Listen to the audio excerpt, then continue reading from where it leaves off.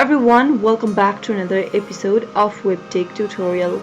In today's video, I'm going to show you how to log into Kaplan student account. Watch the video till the end and don't forget to subscribe to our channel by hitting that subscribe button. Press the notification bell so that you'll never miss another upcoming upload from us. Open up a web browser to get started. In the URL box, type in mykaplan.co.uk and press enter on your keyboard. Once you end up in this official web page, you'll be able to see this interface. Kaplan is a leading global provider of educational programs and services. It offers a variety of products and services to help students and professionals reach their ultimate goals. From the official page, click on the Go to My Account button under My Account at the bottom left. In the login area that pops up, go ahead and enter your email address associated with your account. Once you are done, head over to the password field and type in your password as well. In case you don't remember your password, you can get help by clicking on